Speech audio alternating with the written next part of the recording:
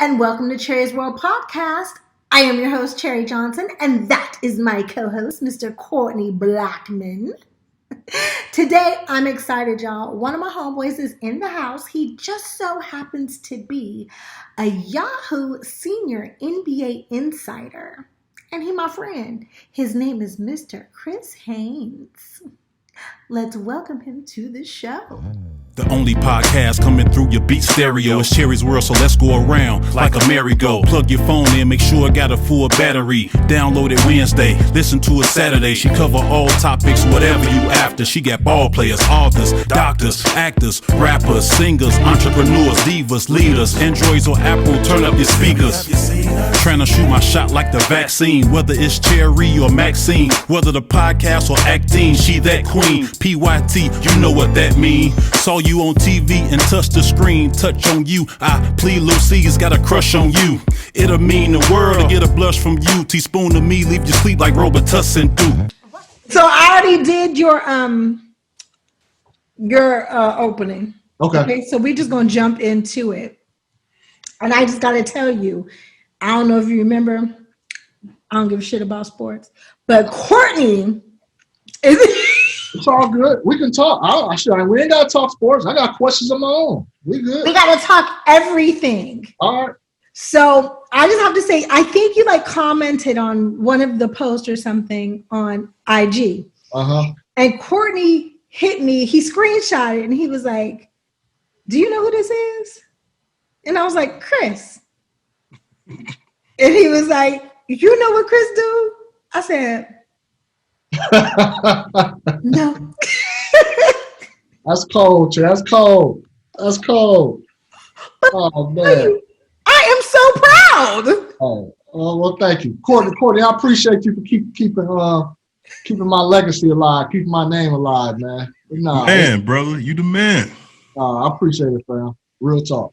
So can you tell Courtney and the listeners how we have we got history and why that's Chris.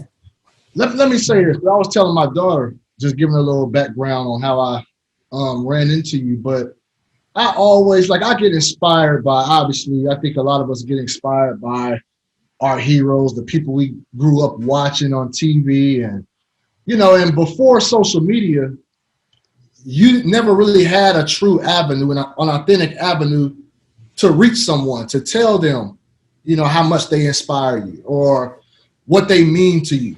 And so you just dreamed of having an opportunity where you can actually meet some of these actresses, these actors, these prominent figures in the world, and you just dream of what it would be like to have a conversation with them. And MySpace. So this MySpace is the first, for me, when I can remember, the first major social media platform to where you really had an avenue where you can connect with some people that you wouldn't ordinarily be able to talk to and communicate with. You could send fan mail back in the day, but I don't. Cherie, how often did you read fan mail back in the day? How often you check? I read everything. Okay. I'm surprised. Well, except for the nasty stuff. Because I was a kid, my fan mail was filtered by the studio. Thank God. Yeah. So you were getting those type of mail as a kid? As a child at 7. Wow, that's crazy. That's the world.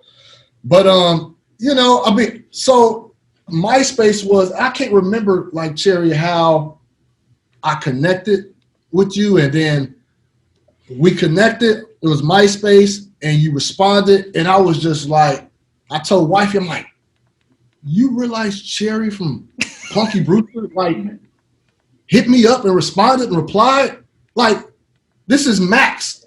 This is on Family Matter. This is Waldo Geraldo Faldo's girlfriend. These are the people I grew up watching, and you responded back. And at that time, you had a friend. I'm from Fresno, California. You had a friend that was in Fresno, and then you it was crazy. Hey, Courtney, it was real crazy. She was just really open. It was hey, I'm gonna be in Fresno in a few weeks. Come drop by, say what's up. And I'm like, what? This before any of this. This before I was nowhere in the game, man. Brother I was on welfare back in the day. I was still trying to find my way in life. You know what I'm saying? And so we went, and it was still like surreal to knock on the door and open it up, and it's her. And I'm like, this is crazy. Like it blew my mind, and from there we just, over the years, just kept in contact with every full moon or so. But that was surreal, and that was the first time in my life where I've actually had an opportunity to meet somebody that I grew up watching and had an impact on my life. Aw, that's so sweet, Courtney. I was like, Chris will tell you the story, but look, Chris, I told him Chris is the homie. I didn't even take my pajamas off for you, bro. It's cold. Oh, you was real? No, I don't think no make. I don't know if you had makeup on, nothing like that. I got some eco style gel in my hair. That's why I said she ain't trying to impress nobody around here. You know what I mean? It was real homey and real cordial like. You know what I'm saying? It was like, hey, you want to see me? Hey, this is what it is. And that's why I knew she was a real one. I knew she was a real one. And then just being around her from that time, just checking out how she talked, I'm like, okay, this ain't Max, or this ain't the Cherie on Punky Brewster. This Max from from around the corner, from around the way. Yeah, so I'm the homie. Yeah, so it was cool. That was a great experience, and that's something I cherish. And I actually sent you the picture. I sent you the picture that we took. This had to been. My waist was banging. I was little back then. You still all right, girl. This like 2005, 2006 back then. Yeah, that was before kids. Man, how many now, Cherie? Oh, honey, there's only one. Oh, it's only one. It's like, you ain't done. You ain't done, are you? Unless somebody want to be my Sarah again, I'm done. Okay, I hear you. I hear you. Well, let's talk about you, sir. I don't want to. I do, because you a big deal. Like a real big deal. Nah, not like that. Yes. I appreciate it. It means a lot coming from. I hear you done, look, I done seen some of them, but I heard that you have just interviewed everybody. Well, most players in the NBA. I've been, I was forced and blessed, and Cherie, I know you've been to Fresno. Yes. Like, and if you haven't, you haven't missed anything. You know what I'm saying? So it's like I had homies and partners that were, going to jail or getting killed, and it's just like at a certain time I felt like I had to leave. And long story short, I developed a passion for writing my last year in college. I took that 10-year college route. We graduated around 27 or something like that. So it was my last year. My last year in college, I discovered I had a passion for writing in my writing course, which is an African American writing course at Fresno State, and I loved it. And then I was like, let me see if this translates to sports, because I played basketball my whole life, and I was just filling it out. I liked it, so I started sending like little stories. I would write stories from home, send them to different publications out there, and most of the publications were like, you have some talent, but you're in Fresno, California. There's no NBA team there. If you move to an NBA market, we will credential you, get you into games. We will publish your work, but we can't pay you. And so that was kind of my thing. So me and my family, we agreed we moved to Portland, Oregon. I felt like it was far enough, but not too far enough that if I failed, I could come back to Fresno. So it's a 12-hour drive to Portland, moved out there. And for a year, I covered Portland Trailblazer games at night. And then during the day, I worked as a security guard for high school and apartment complexes because I could not get a job. Like, I had this bachelor's degree in kinesiology, which should allow you to get a PE job in high school and coach.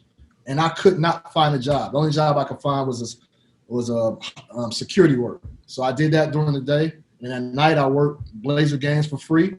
And then for a year, I did that and established myself and, broke some news and got some big stories. And after that, Comcast Sportsnet Northwest, which is now NBC Sportsnet Northwest, they were hiring for somebody to cover the Portland Trailblazers, home and away every single game, 82 games, and to be on TV 3 times, local TV that is, 3 to 4 times a week. I've never done any of that. I've never traveled in my life, and that's how I got the job. That's basically how I got into the business. Congratulations. You didn't get a job because you weren't supposed to have a job. That avenue was supposed to open for you.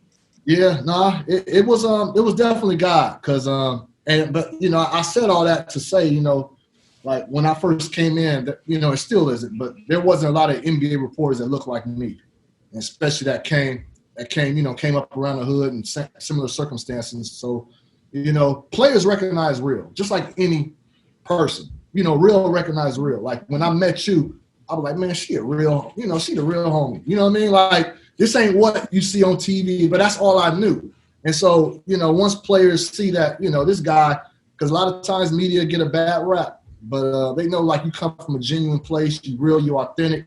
And I think that reputation has been able to carry me to where I'm able to interview, the biggest players we have in our league.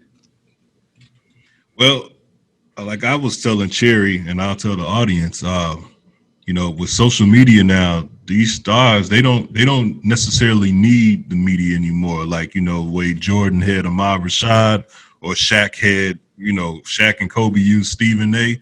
They don't necessarily need a stick guy anymore. So when I saw how I'm like, who's this guy getting interviews with LeBron James, Kevin Durant, Steph Curry? I'm like, and it's not Stephen A. Smith. And I was like, and then next thing you know, my favorite show I watch and listen to, Colin Cowherd. Colin don't big up nobody, but he sure big up you. And I was like, yo, this dude is the real deal. He gets everybody. So I've been a big fan of yours, man. I check out all your stuff, man. And I was just congrats to you. That's just me just telling you, man, I'm a big fan. Because like you said, everybody, once we realize we can't hoop no more, we all want to be where you at. You know what I'm saying? if we can't play the game, we want to talk about the game. So man, salute. Yeah.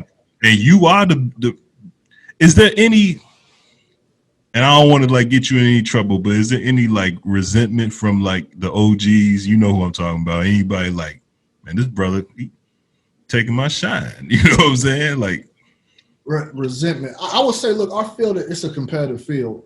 Everybody wants the scoop. They want to break that story. They want that exclusive sit down interview. So there's a lot of that. But I will say this, like when I first got to Portland, I was the only person in that market. I mean, y'all know how Oregon is. It ain't too many of us over there. Mm-hmm. So I was the only black media member in that market. And then I remember when I first walked into the locker room, the Blazers locker room, the players looked over. They was like, who's this dude? I think they thought I might have been a player because I was still, I wasn't far from moving my college days then, right. And that automatically, I'm going to be real, like they were intrigued. Like, what is this dude about? Like, he looks like one of us, but he's dressing kind of funny. Like, who is he? You know what I'm saying? My game wasn't on point then. My attire wasn't on point there. You know what I mean? And but there, I will say this. So that I had a lot of throughout the industry. There was some reporters, even some white reporters who looked at the way I was getting my interviews. I used to hear people saying, he's only getting these interviews with these players because he's buddy with them, because he's trying to be their friend. He's not doing his job. You get that. Yeah, you get that.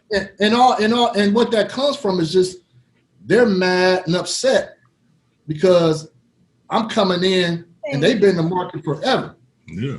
And I'm coming in and just getting these guys gravitating towards me, giving me everything, giving me these one-on-ones. And I got that. I understood it. But it's still like that, from time to time. It's like the ones who can't get those interviews, the only thing they can say is that, you're only getting them because you're buddy with them. Look, I still got a job to do, like all these players do. I remember, I'm going to say this real quick and I'll move on. I remember my first year when I was working for free. Like, I haven't been in that media game. I didn't understand it. And so I was so close with a lot of players where they were telling me everything. Right. Like, they were telling me everything.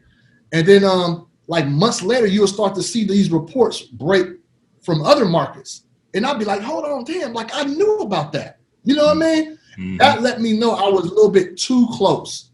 And so the second season, I had to go to the play. I'm like, look, guys, you know, I value our friendship.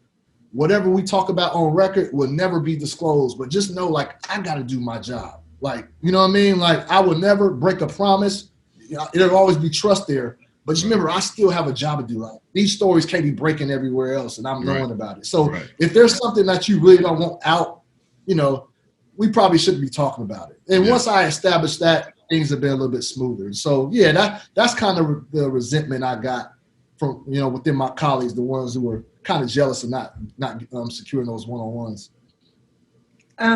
Your coworkers, Sekou Smith. Oh, man.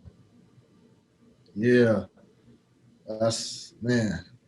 Sekou Smith was, he just passed, those don't know, he's NBA, worked for the NBA TV, NBA.com. Sekou Smith, he passed of COVID-19. He was battling for about a week and a half, and I spent time. I was in the NBA bubble where they had the last season where they had it in Orlando, and me and him, we were there for months and just established. We've been good friends for the last 6-7 years, but really established a real genuine rapport because there was nothing to do in that bubble, and you know, we didn't have our women with us, and you know, it was a struggle, if you know what I mean. And so we had to we had to you know, figure out ways to keep ourselves engaged. And so we used to ride bikes every day, and you know, we had some nice conversations, man. And he just passed. We did not see this coming. We did not see this coming at all. And I'm so glad to see all these NBA teams paying homage and giving a moment of silence tributes before the games and reserving sections in the media room for his name. He was a funny dude. He was short. He was like 5'6", but always walked into the room like he was 7 feet tall, man. He was a funny dude, a defiant dude, but still everybody liked him, man. So, yes.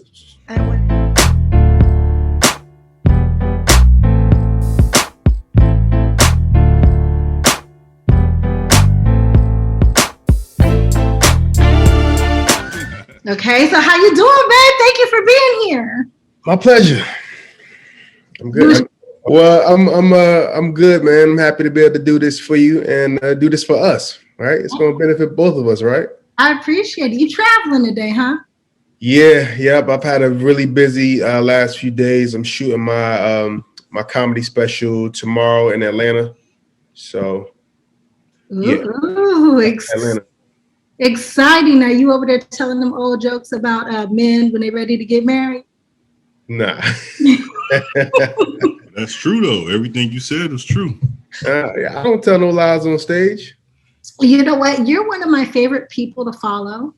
Oh, and yeah? On social media. And one of the reasons why I really like following you on social media is because you're not falling into the pussification of what parents are teaching their children nowadays, especially in California. Mm-hmm. You're teaching your daughter like how to grow up and kind of defend herself with her mouth.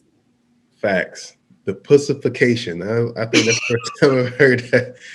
Yeah, I mean, I'm teaching my daughter how to roast, but you know, it's still coming from a fun and loving angle. You know, before we start, I always say, like, we're doing this so that you know, if anybody bullies you, then you can defend yourself. You never start with anybody. You never say anything bad about someone first.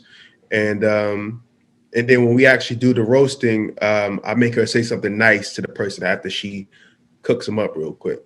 So I love it. I'm an East Coast girl. And that's kind of how we grew up. In fact, Courtney, I know you don't know, but this man right here roasted me on Twitter. And that Really? That's how I even started following him. What joke you say on Cherie? Oh, I did? Yes, right? I thought you said he did. What did I say? I don't remember. You did. I don't remember, but you lit me up one day. It had something to do with my forehead and all kind of other stuff. But I can see that. I don't remember that, but it clearly wasn't too bad if you followed. You know, it must have made you laugh a little bit. I'm an East Coast girl. I love the stew.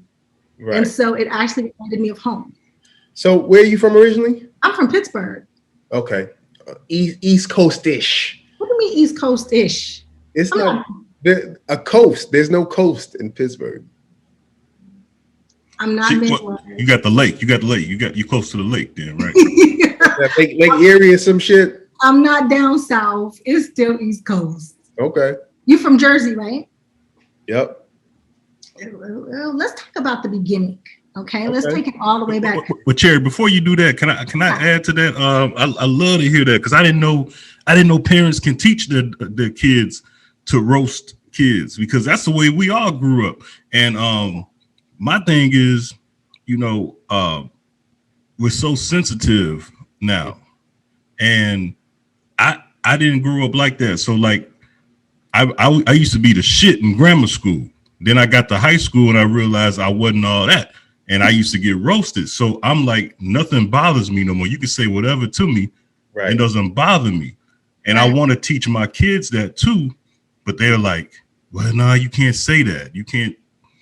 So like, tell me what made you go that way with your daughter. Because I love it. I love to hear stuff like that. Well, first of all, because eventually I'm going to take this to YouTube. So the thing about it is I've already, I've taken away all the ammo for the negativity that may come with it, because I told her, first of all, this me teaching her to be able to laugh at herself.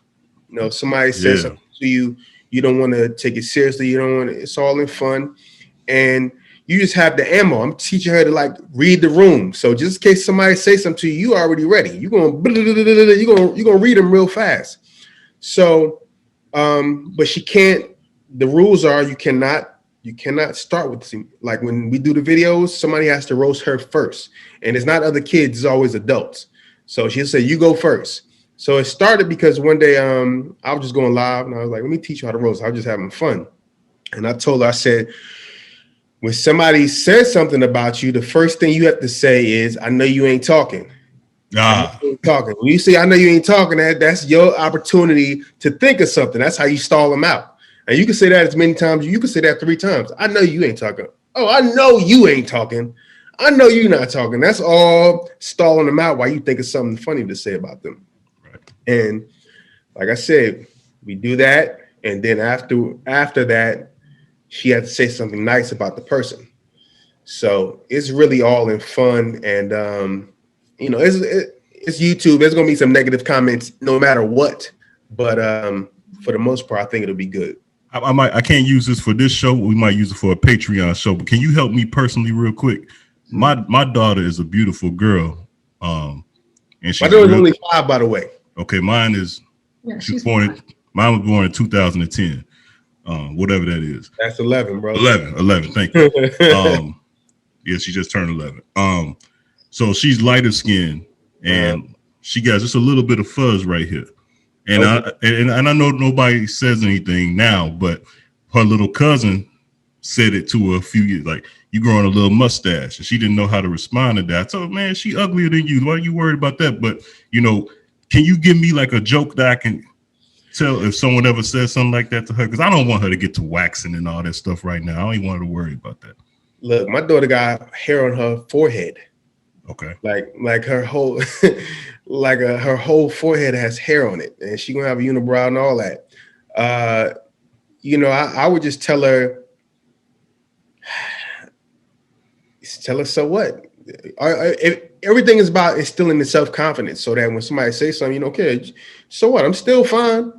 Okay. Is it too early? Is it too early to say your mama a hoe? It's too early to say that? Yeah, you ain't got to go there. You ain't got to go there. See, the thing is, you got to take away any ammunition. So if you know something is wrong with you, you mention it first. Or somebody say, you got a little mustache. And he like, yeah, I do. Now what? I do. I'm still fine.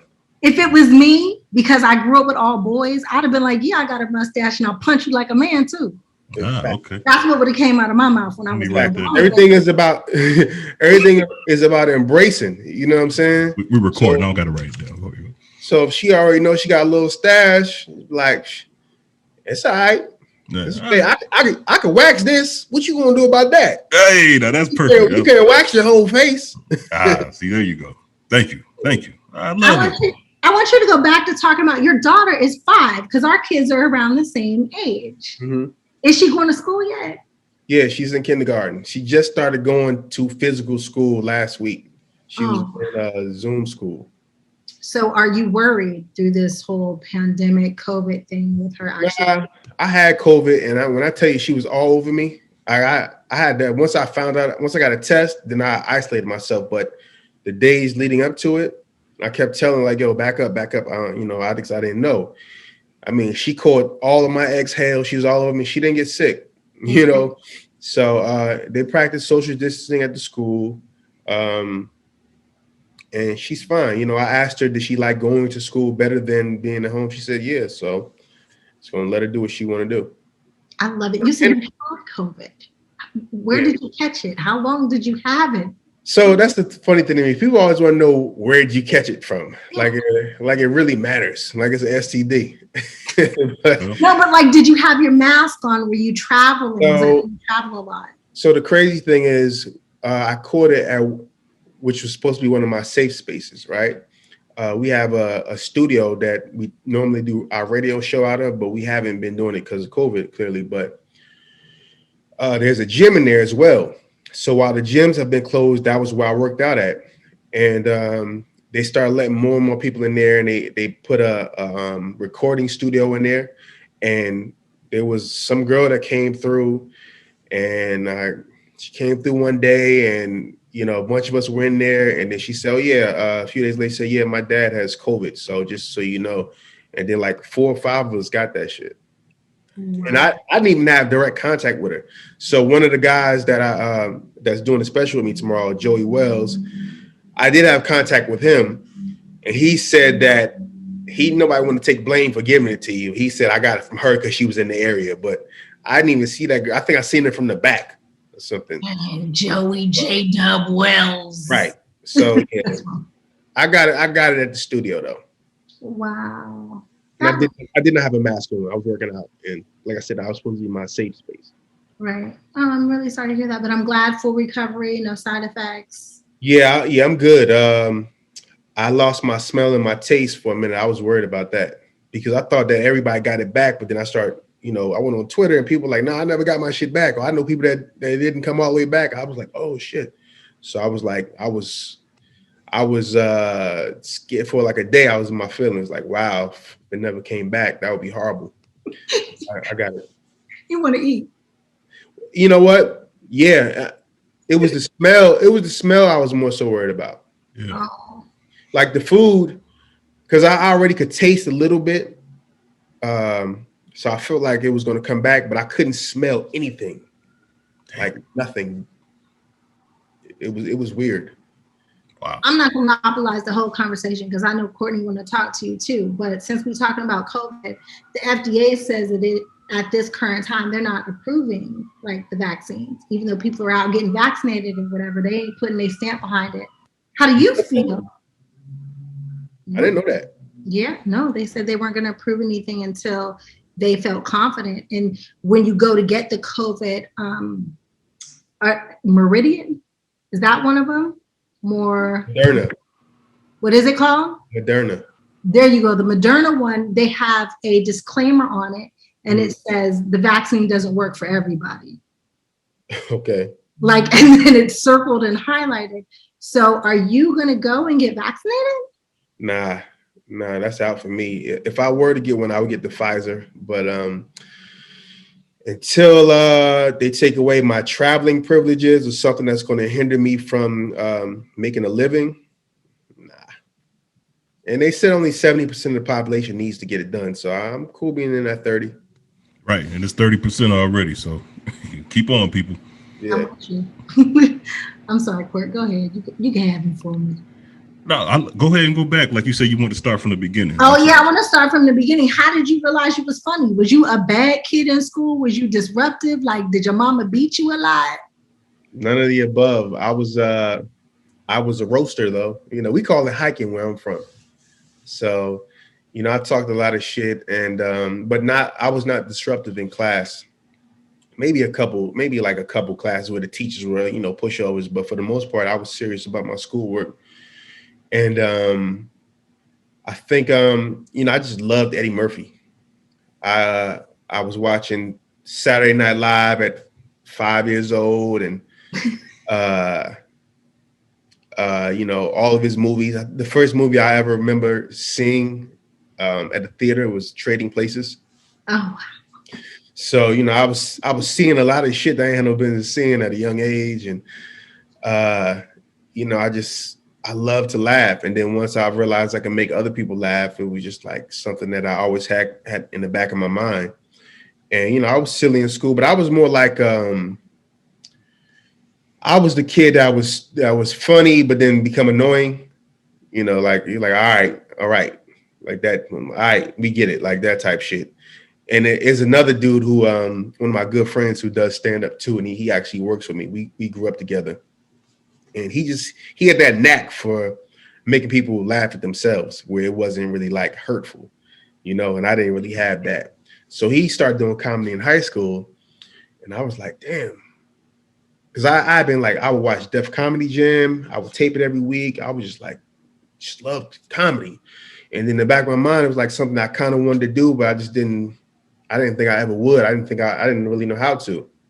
Then we started doing, I had questions. And then I got in college and I was just like, I don't know how it hit me. One day I just woke up, I was like, I'm gonna try to do some stand-up. And then I did. and it worked. The first show was great. The second show I bombed. And, you know, the bad thing about it was I was performing in front of my peers, you know, kids I went to school with. So it ain't like you have a bad show and then you never got to see the motherfucker again. I had to see them the next day. So that's what made it more difficult when you did bad. So when I bombed that second show, I was like, nah, I'm not doing this no more. And then one of my boys just convinced me to try again. And I did like 6 months later. And then after that, I just stuck with it. Wow, I think you're hilarious. So I am so happy that you stuck with it because I know you have brought us in my house much pleasure. And me sitting on the cell phone like this, just giggling, whether you was joning on me or somebody else. Well, I appreciate that. Thank you. Absolutely. One of the things I like about you as a comedian is, like you said, you tell it like it is. And I think it's like it was an old saying that when a man says something to a woman, it's his delivery, whether it's sexual harassment or not. You know what I mean? I've said that before. Yeah. Okay. So you understand. So like me, I'm a straight shooter when I tell people. It's like some of the stuff that you've said, I've said it to close female friends and loved ones. And they say you're a negative person. You have a negative spirit. You have negative energy. But because I'm not funny. You know what I'm saying? So that's what I love. Everything that you say, like I was watching this at work earlier about marriage. It's all that stuff is true, man. Everything you said is the truth. Yeah. And if I tell somebody that, they like, you're a negative person. Don't bring that over here. So that's a gift. Stop saying it in person. You got to text it and put an LOL at the end. Well, you just giving out all the gems tonight. You got a serious face. They don't know how to take you. Yeah, right. Yeah, I've said before, sexual harassment depends on if you like the person or not. Yeah. You know, if a guy is trying to talk to you at work and you got it bad for him and he say, hey, beautiful, you look good today. Oh, them pants look nice on you. And you like him, then it's not sexual harassment. It's only sexual harassment to a motherfucker you don't want. Then it's inappropriate. It's kind of true. I don't know about that. Well, you can't just say, I want you to suck my dick. Yeah, I was gonna say, it depends on what they do. Like, don't touch anybody. No, I didn't say anything about touching. I'm talking about compliments. Oh, compliments. You know, even if I don't like somebody or they're the old creepy like sugar daddy dude trying to get at me, I still appreciate the compliment. I still say thank you. Yeah, that's but we talking about harassment. We're talking about like at the workplace. It only can be harassment really at the workplace. Outside of that, it's catcalling. You can't press charge on somebody for trying to talk to you in a public place. It's work. So if you at work, let's say the director at your for your show, every day he says, oh, man, you look great. You look great. But listen. one though, because I'd be like, thank you, boo boo, you know. But what if he starts saying those pants? I like the way those pants fit on you. Well, I'm ignorant enough where if he said it like that, I'd be like, thank you, because you ain't never gonna get them off me. I think there's a certain old school. I think there's a certain kind of woman that gets sexually harassed in that manner, and there's a certain kind of woman that it doesn't happen to. I have been sexually harassed at work, but it was physical, and to me, that's assault. That's sexual assault. Okay, well, I've been assaulted, but I assaulted back. So the fight. Yes.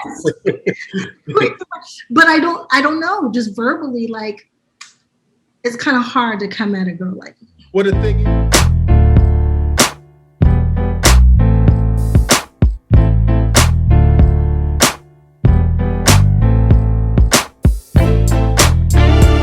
Courtney, just so you know, in my house, Big Sin is like Jay-Z. Okay, he's a really big deal. And my daughter loves him. Bird, that's what's up, man. She is so excited that you're here with us today. Dope. Okay, yeah, I'm excited too, man. Oh, I'm so proud of you. Last week, I had sent your video to Courtney to check it out. And Courtney was like, we gotta get him on the show. Word, that's good looks, man. Yes, sir. That's good looks. Yes, sir. So a lot of the internet knows that Sin and I are actually friends. Sin, do you want to tell the story about how we met? Man, it was crazy. Like, we've been friends about like 15 years now, something like that. Like we met on MySpace. Like I was working on a mixtape called The Warning Shot. It was like the first mixtape I ever did. And I was just sending messages to like just different people. Because I was like, you know what I'm saying, I ain't got nothing to lose. So I just hit up a bunch of people for like drops. So I sent her like a message. I had like 3 drops. She had left like 3 of them. And I just listened to them, you know, like I'm messed up in the brain. I'm like, man, this ain't real. I'm like, I'm getting catfish. Like, you know what I'm saying? So then, like, you know what I'm saying, like we exchanged numbers and talked, you know what I'm saying? But it was still a while before I believed it, before, like, you know what I'm saying, like really felt real, like, you know what I mean? Yeah, you know what I'm saying? I'm saying, like, I used to be at my grandma's house on Friday nights looking at Family Matters, like, you know what I'm saying? And I'm like, you know what I'm saying? I'm like, I'm talking to this chick, like, you know, so it messed me up in the brain, you know what I'm saying? But, like, you know, you're a very good person, man. Good energy, good vibes. Always been the same, you know what I'm saying? Never change, never switch up, you know what I'm saying? So that's why I appreciate you. You know. You too, the homie. We have worked together. We have hung out together. Yeah. We done ate some 25-cent wings together. We done had some drinks together. Yeah, I remember in Wilmington. Yes. We had a ball. Yes. Like, I know we hit like 6 bars that night. So we was like walking. So tell me what's we was walking. Hanging out with Cherie Johnson, especially at that time.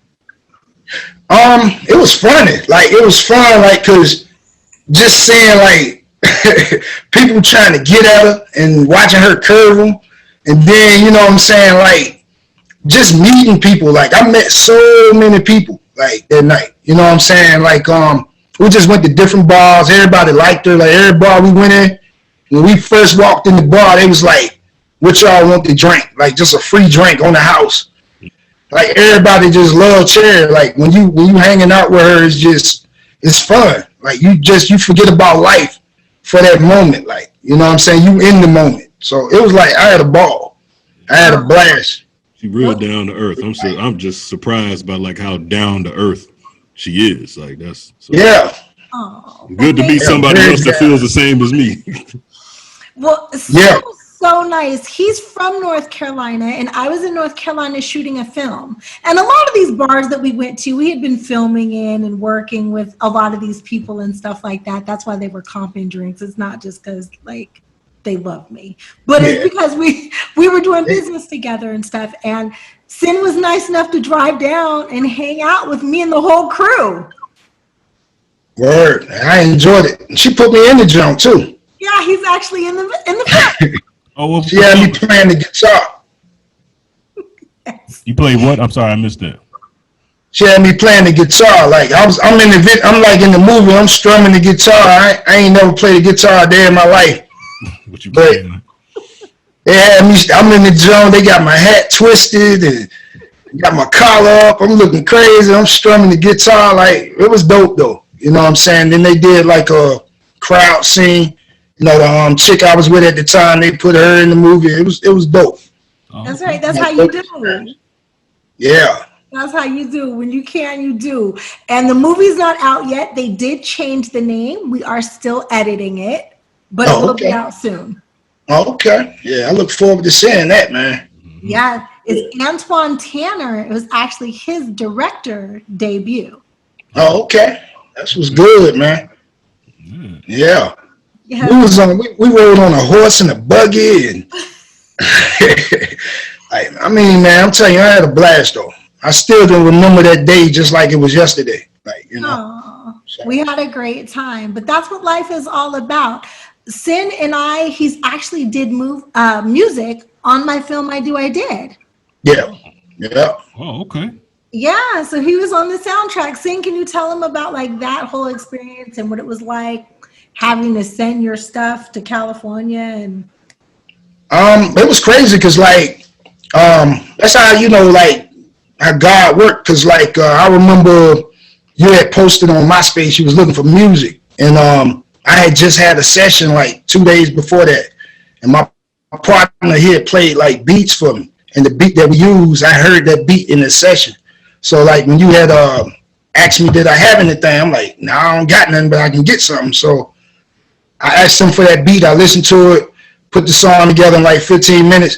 We recorded that song at my mom's house with a paper towel over the microphone. I'm talking about hustle and flow for real. Like, and you know what I'm saying? My partner, he mixed it and we sent it and it got picked. So you tailor made it for the film. Yeah, man, I'm telling you, that opportunity changed my life.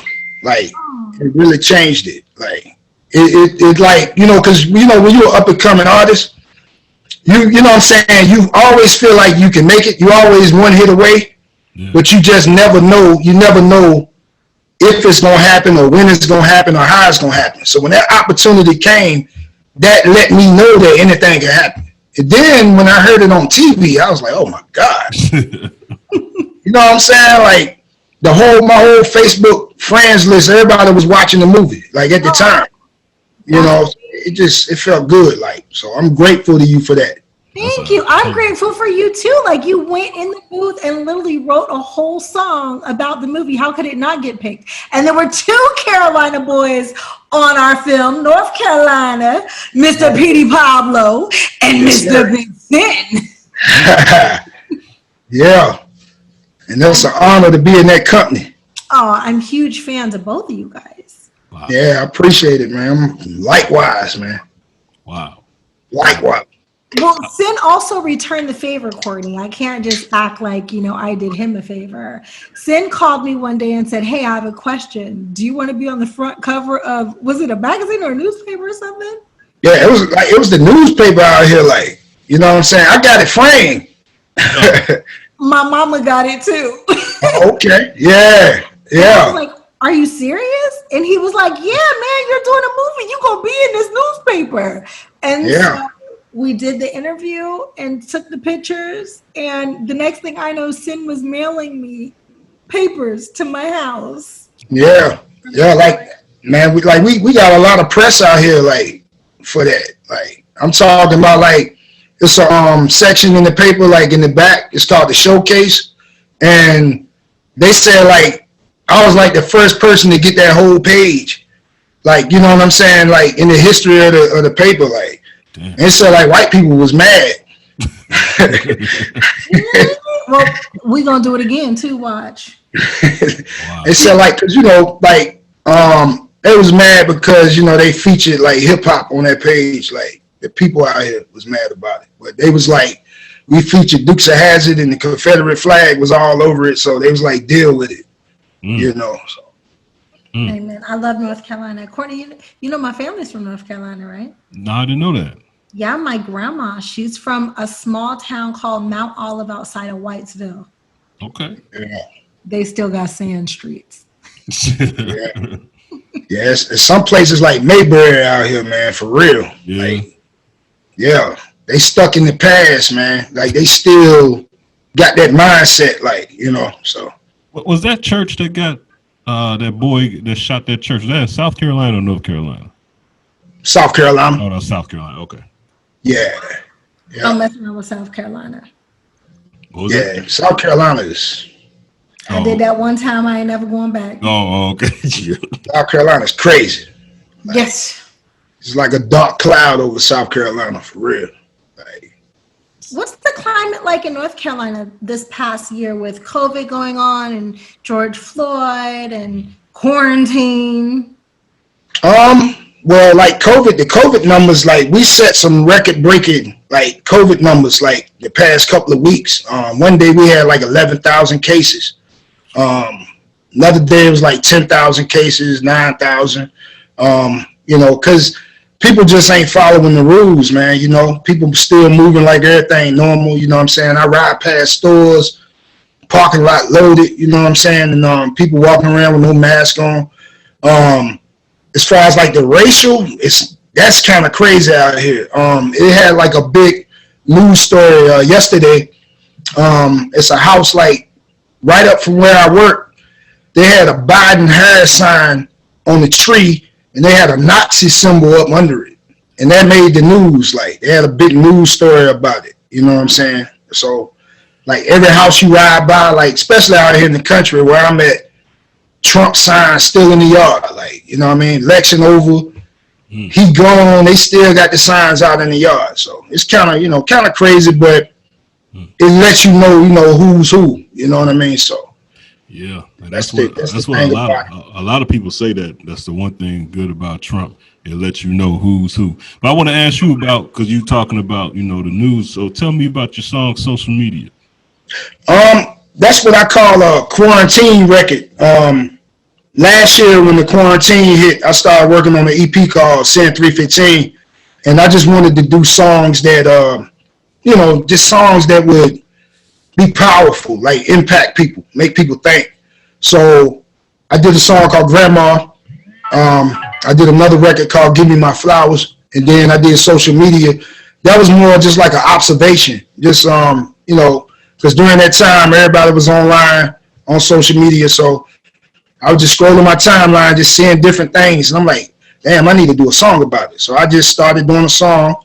I was listening to some beats my partner sent, and I found that beat, and it just sounded like it was just perfect. It sounded like a sci-fi movie or something, so I just made the record, you know what I mean, just by observing, my timeline.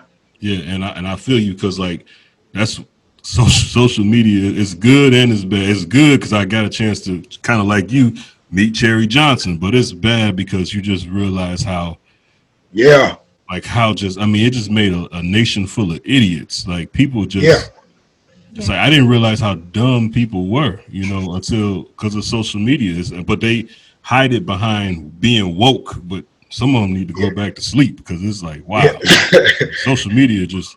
I'm with you on that, man. We can play it. Maybe Cherie, you can just go like this. You can click that link up here. All right. If you click that link up here, I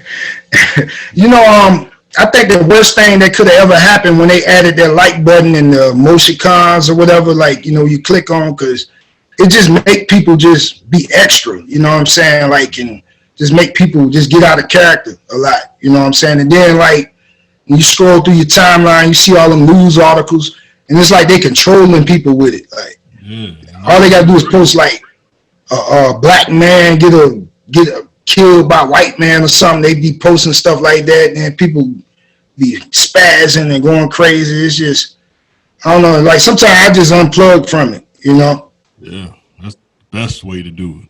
Absolutely. How do you deal with the criticism on social media? Because I know they be tearing me up.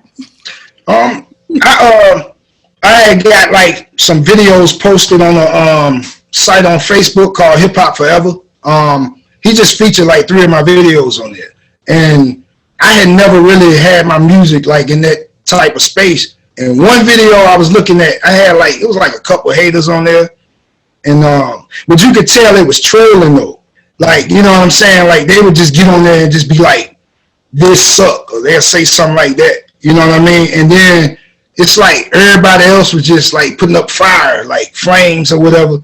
And then it's like one person had to just come and say something negative, you know. And I'm like, look at this cat. Like, he probably live in the basement. You know what I'm saying? Just bored or mad or bitter or whatever, and just gotta like post something negative. But a lot of times I don't even like be reading it. You know what I mean? I don't even feed into it. I just like ignore it, just like laugh at it and keep it moving. But it's hard because if you got 20 good comments, that one comment gonna always mess with you a little bit. You know what I'm saying? But you know what I'm saying? I don't let it bother me though. I just keep it moving. My block button is strong, but Courtney has to pull me back sometimes. Courtney be like, nah, but we ain't gonna write that. Because you know my mouth is slick. So you say something, you talk, I'm gonna talk back. Yeah. You going at their neck, for real. Yeah, I can't help it. Yeah. Today, we've got the host of American Ninja Warrior in the house. If you guys don't know, that is like the hardest obstacle course in the world. But I also got some tea to spill with y'all. Mr. Akbar, Gbajabiamila is in the house, and we got a little backstory. So we're going to let you know about it because I've been knowing that man for a long time, ladies. Good, how are you? Look, I already did your intro. Oh, you did? Because you wanted to make sure that I didn't hear you saying my name, huh? What are you talking about? You messed it up, didn't you? Be honest. No. I didn't even make an attempt. So look, I already did your thing, but I have to clown you though real quick. And I clowned you when I did my intros. I sent an extra intro to Courtney because you was talking about me not being able to say your last name, right? Yeah. Gbajabiamila. Oh, okay. So you practice. Don't act like you just already knew it. You practice. Okay, so anyway, I practiced, but you called me Cherie. I said Cherie, didn't I? You said Cherie, and it was so cute because in the intro you're like, yeah, I want Cherie try to get my name, blah blah blah blah blah. So I made one, right? And I said your name, and I said my name wrong. So you owe me lunch for this. When I see you. Oh, okay. I apologize. You know what happens? I tend to speak fast. No, don't make excuses, Akbar. I have to sit in this. I apologize. Loved it. Can you imagine? I'm clowning you about not getting my name right, and then I just jack up your name. It was the best. Okay. Well, let's go back then. Let's see if you can get the whole name, and then I will really take you out to lunch. All right, here we go. You ready? Yes. Akbar Oluwakemi Idowu Gbajabiamila. That's my full name. You added shit in there that wasn't there before. I got my driver's license. I'll show it to you. What's going on? I love it. So look, Courtney, we got to just lay this out on the table. I've known this young man since he was really just a young man. He always been fine too, just to let y'all ladies know. Oh, appreciate it. I put fillers out there and I told some of the ladies that you was going to be on there. They was like, oh my God, how you know him? I said, you got to wait till the show to find out. Yeah. So Courtney, do you know the story? No, because I saw you comment. I was like, man, you know him? Because like my kids love you, man. Because you know the show. Like that's the only thing I can get my kids to sit down and just watch with me. You know. Oh man, yeah. Same with my kids too. And they don't watch Ninja Warrior because of Dad. They watch it because they just love the storytelling. They love how dynamic it is. So that's pretty cool. It is one of the most family watched shows, which is cool. I love to be in that space. So the story is I can't remember the name of the studio, but Cherie and I we were in the studio, Shaquille O'Neal and I want to say maybe Warren G. I can't remember who were there. And my brother, who's working for Interscope Record at the time, he was there doing whatever, studio stuff, whatever. And I'm just kind of sitting there, big-eyed, going like, yeah. And in about 2 or 3 weeks, I've got the prom coming up at Crenshaw High School. And I see her, I'm like, oh my gosh, that's Cherie from Punky Brewster. You know, like, you got to remember this is the era. This is 1997. I'm like, dang. You know, so I'm going to be cool, you know, act cool, because I didn't want to embarrass my brother. You know what I mean? So I'm not trying to embarrass him. I'm just like, oh, and then she just sparked a conversation. Oh, what's your name? This and that. We started talking. And then she was like, oh, yeah, I go to Crenshaw High School. It was like, I don't know how it popped up, but prom popped up. I was like, yeah, I don't have a date. She goes, you don't have it. Now, remind you, I'm a total stranger, right? You don't have a date. Hold up. And she pulled out her AirTouch wireless. You remember the old school AirTouch wireless, da-da-da-da. And you were balling then, too, if you had an AirTouch wireless. Da-da-da-da-da, boom. Called her homegirl up and was like, da-da-da. Oh, I got this young kid. Hey, you know, da-da-da-da, boom. Just like that, had a prom date. So it took me 24 years to say thank you, because I never saw you after that. But I wanted to say thank you. You're welcome. Yeah. What made you do that? You know, I would have gone to the prom with no date. You were young, you were handsome, you were polite, you were a gentleman. And the girl who I called at the time was young and shy, and she was very worthy. She's a good girl. Yeah. As you probably remember, I don't know if you know, but she's now a doctor. And she's one of the first Black women to head the neonatology ward at UCLA Medical Center. Oh. Here in LA? Yes. Really? I gotta call T up. It's been a long time, but we kept in contact all the way through college, after into my career, into the pros. We probably maybe in the last 7 or 8 years, maybe a little more, kind of just lost contact, but we stayed throughout the entire process. Yeah. See, so not only did I hook him up, y'all, but I hooked him up with a good one. Yeah, and then I ended up becoming prom king. How about that? That was great. So, yeah, I think you helped me get the extra vote once I was going around town saying I had a prom date. So, and she was beautiful. Yes, very beautiful, very beautiful. Yeah, went on to Stanford. We would during college. She would share stories about Chelsea Clinton running from security from her Secret Service, and so it was pretty cool. Yeah. So I didn't hook you up with a duck. I just got to clear, No, no, you didn't. Yeah, if it wasn't the distance, there could have been something there. Oh, so tell me what's been going on since I've seen 24 years ago. Yeah, Well, there's been a lot that's happened since then, but I think just to kind of give you the accelerated, graduated Crenshaw High School, got a football scholarship to go on and play football at San Diego State. I was a big-time basketball player, but never got any basketball scholarships out of Crenshaw. And then after San Diego State, I was an undrafted free agent to the Oakland Raiders.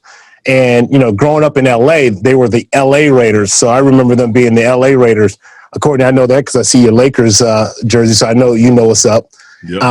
And so that was kind of a big honor for me to kind of go that route. And then Raiders to the Chargers. They were the San Diego Chargers then. Then I went to the Dolphins, lost my mind in Miami, living in California my whole life. So that's a whole nother podcast. Come on. They came back to Oakland, and then my career was over.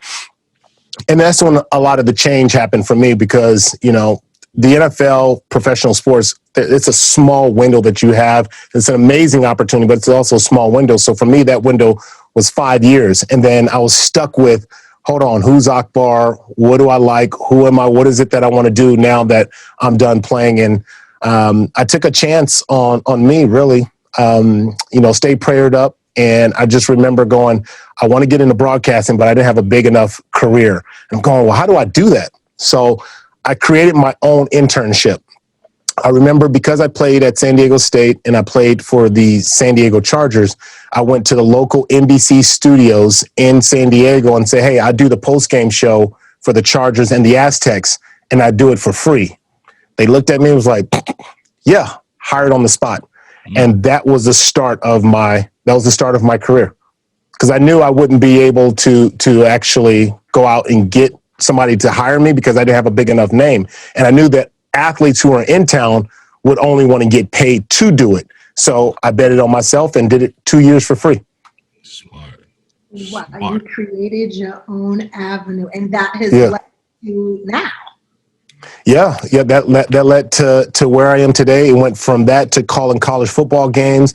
And then I got married in between that in 2009 and traveling and doing college football. If you're familiar with kind of how that side work, calling games, it's extremely time intensive because you have to prepare for the 100 names on the roster on one side, and you have to prepare for the 100 name on the other side. And then you have to know them intimately. You have to know where the coaches have been, what their philosophy are. So you're just in there, just going, and it's different games every single week. So I was spending very little time with my wife. It's kind of like being an actress in that you're spending so much time in your craft that the relational part is very difficult. And so when I got the break to go into studio, which was a lot different, I mean, it's totally different to be a studio analyst to then being a play-by-play, or excuse me, a color commentator. I took that, and it was then my first job at the NFL Network. And then I went from NFL Network into American Ninja Warrior. I got an audition, and in LA, you go out on millions of auditions, and they all tell you some B nonsense. Like, oh yeah, we loved you, but. So for Ninja Warrior, I hadn't gone out so many auditions. I just started acting up. And I grew up, Courtney, a big wrestling fan. So a lot of my energy is inspired by growing up. And I've told this to Stephanie McMahon. I said that wrestling helped me get my American Ninja Warrior job because I used to love, like, oh my gosh, he just got hit in the esophagus. Yeah. I'm like, what? Think about how dramatic that is. Like, you hit a man in his chest and it's in his esophagus. You know what I mean? And so that inspired me to just act a fool on my audition. Is what I literally did. I acted a fool, and then I got the job because I didn't care. I'm just going to go out there and have fun. Dope. And I got introduced to American Ninja Warrior because I listened to or watch Colin Cowherd every day, and he had his co-host Christine Leahy.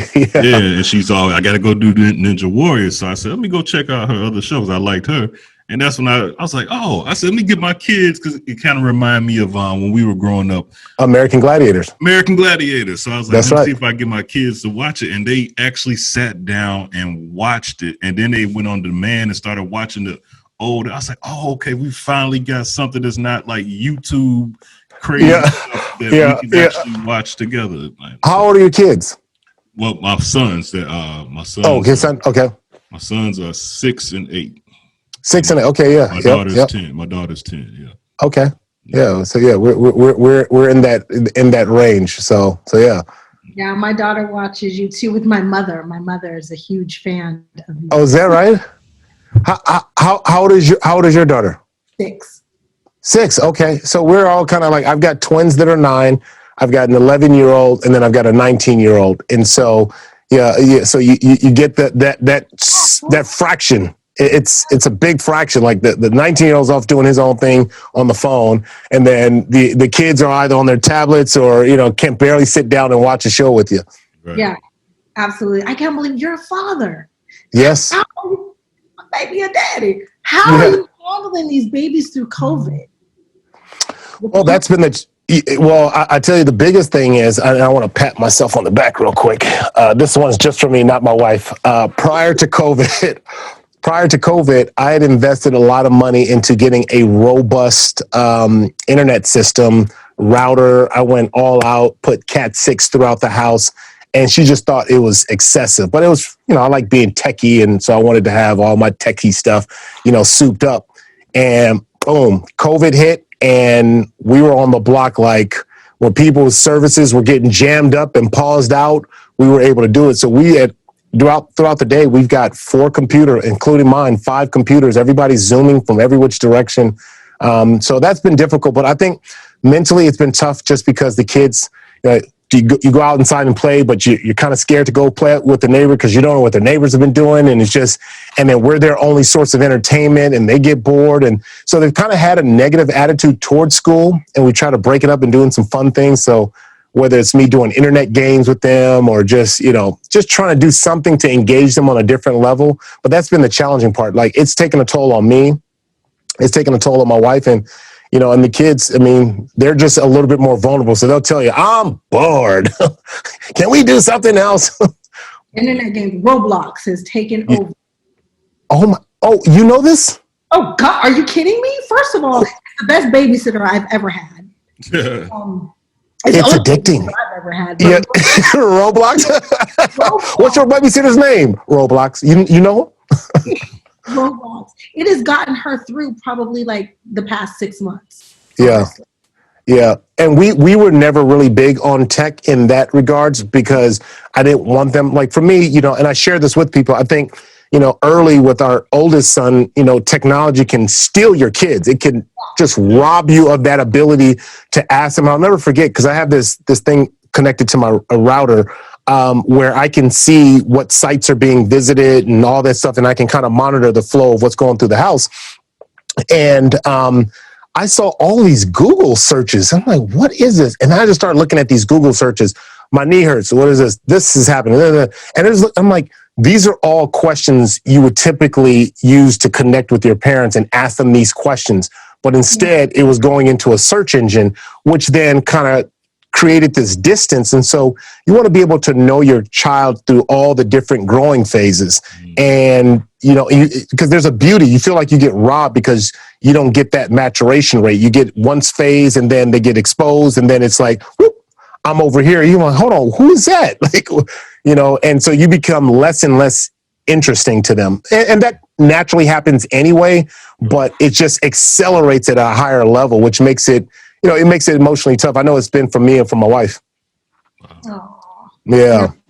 Yeah, but it is, I tell you that Roblox though, when we're all sitting, because we're humans, just because we're parents, we're humans. It's frustrating. It is frustrating not to be able to, be there like you want to for your kids because you're trying to figure life out.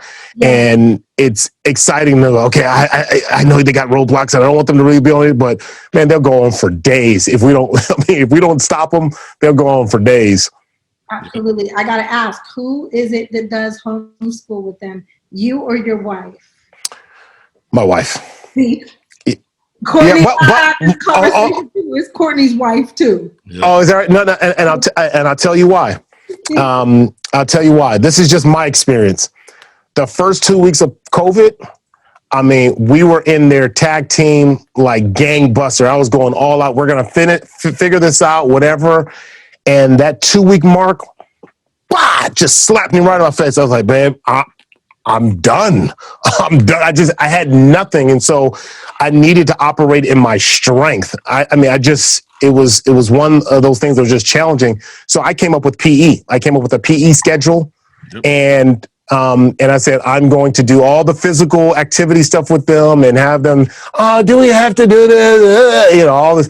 But, I wrote, certain things. We did all sorts of fun things just to get them excited about moving because they were opening up the refrigerator 100 times a day. They were sitting around doing nothing, and they just got really used to being complacent because they're sitting in front of a monitor all day. But my wife was able to handle that. For me, that was challenging. You're trying to balance and try to recreate my career. Like, okay, what's my career going to look like in the COVID era? I need time to mentally create and think about what this is going to look like. And I couldn't do that. And so I've got the luxury and I super appreciative of my wife, being able to stay at home. And so, once we got through those 2 weeks, or once I died off that second week, she just stepped it up into another gear. And then there's the other thing too. I have a 6th grader in the house. I'm not as smart as I thought I was. That new math, man, get that out of here. Yeah. Wait till y'all get to that new math. No, you have a 10-year-old, right? I've seen little bits of it. Yeah, it's crazy. It's crazy. My daughter's 6, but she's in 4th grade. I'm there. Yeah. Yeah. that math doesn't check out. I was homeschooling before the pandemic because I had no choice because I have this little girl and so, I've gone back and had to teach myself how to do this stuff because I'm like, I don't understand why we're doing like 10 times 7, but I'm really doing 9 times 7 plus 7 minus. I'm like, I don't get it. Yeah. All right. Oh, that's kind of cool. Oh, well, first off, I mean, that means you putting in that good work to Good work. That's cool. That's super cool. Yeah, you got to be a super proud mom about that. I was until Yeah. fourth grade. Until what? Until fourth grade? Until sixth. I'm up in the middle of the night trying to teach myself how to do this so that I could teach her in the morning how to do it. And I'm just dude, I had a job, so I've never. Well, they got these YouTube channels now that kind of teach you. Because at first I was trying to fake the funk. I'm gonna go in there like, I'm gonna okay, I got it. And then they bring something else to you. Like, I didn't prepare for that. You know what? You need to go and spend some more time studying. See, that's your problem now. And then make them go back to the room. And then I go, hold on. Did you get it yet? Let me show you how to do this. I got to take this call real quick. Hold on one second. I tell her, Mommy doesn't remember this. We're going to YouTube this shit together. Yeah, that's kind of cool. Hey, let me ask you, why were you crying? I was looking at your social. You were crying. First off, I didn't realize, congrats on the reboot. Thank you. Yeah, I didn't know that until I saw your emotional tears. That had to have been like kind of built up, huh? You know what? It was. I cried every day that we were there. I don't want you to think it was just one day. Just going back and being able to sit on the couch next to my best friend, who I've known since I was 6, sounded the same sets that we were at when we were 6. Like, I never even wanted to be an actor, okay? I wanted to go to work with my uncle, and like I said, I never liked school. It got me out of kindergarten. But I thought that I was going to grow up and be an architect. Actor was never on my radar. I fell in love with the business doing the show Punky. And so to be able to go back 39 years later on the show. That's gotta be a Guinness World Record book, right? I know what Coming to America is 39 years later. Right. 39 years later, it was just like the biggest gift that the universe could have ever given me, and then I took off, it was like the last shot. So I took off my clothes and I hung it up like somebody would a uniform, and I can't say, but I took off my jewelry and everything. And I just was like looking around my trailer and I was just like, God, thank you. Yeah. Amen. I am going to cry again because I'm like, I pray I get to come back and do this again. Yeah. Can you stop before you make me cry? Before you make me cry? No, because I felt it. Those were real tears. You could feel like when I watched that, I was going, whoa. Like, first off, you made me aware because I didn't even know that they had they brought it back. So I didn't even know that. Where can I find it, by the way? It's not out yet. It comes out February 25th on the Peacock app. So there's we in the same family. I was just about to. Hey. NBC. What? That's what I was thinking. Like, you don't know this? So you know how great NBC treats you. So we're in Universal, UCP. It's family. Yeah. And so I'm going to introduce my kids. This is going to be great. So because they ran through all of these streaming shows, right? I literally had to put, like, for example, I had to put Disney Plus on pause. Like, we're watching The Mandalorian. No, one episode, guys, because they were flying through everything. So all the streaming platforms, they've watched everything. But what I did was I introduced them to Webster. Hey. I introduced them to Family Matters. Hey. And so it would be cool to introduce them to Punky Brewster. So I got to figure out where I can go find the old Punky Brewster, because they also did Full House too. My kids were able to watch Full House and get to they never started Fuller House, but they watched Full House. So I was just bringing them back on stuff, and they love it. Guess what? They love it. It's on the NBC app, brother. It's on the NBC app or the Peacock app. Yeah. Your job, your company has it all, brother. I didn't even know it. So that's going to be the next thing. They just watched all 6 seasons of Sister. And I'm like, and I sat and watched it with them. I was like, this is great. It's something cool about connecting with your kids when they can watch and enjoy the things that you grew up watching. Yeah. I don't think that's ever been done. I think this is probably the best time to ever have a reboot on anything, because then the kids can follow it. And heck, I'm interested to see what this looks like because I remember it, Yeah. You know what? think you'll enjoy it too, because of course Soleil and I have grown up. We've got the same adult issues that everybody else has. So not only is it like the relationship with adults, but it's also the relationship with the kids, something that the families can watch together and relate to everything that's going on. Yeah. How does that work for you? Because I know you've done other jobs since then, but was there a hiatus that you'd gone on, and what's the difference? And is acting like riding a bike? For me, no, it's not. I had to like relearn a lot of stuff, which is really funny. There was a hiatus as far as an actress. I turned into a producer. And so I've taken a seat. Like I said, I never like wanted to be famous. I didn't really want to be on TV. I was just a little girl trying to get out of school. And so, honest. So for me, I've been sitting, behind the camera more than I've been sitting in front of the camera because I'm a bit shy. And so coming back into it, yeah, like you don't want people to know you, and it's invasive. The camera's really, and I'm coming back as a 40-year-old woman who's been sitting through COVID, probably eating way too much. You come back and you're on camera, and it's like, oh my God, my chin ain't as thin as it used to be, and where's my mark and my light?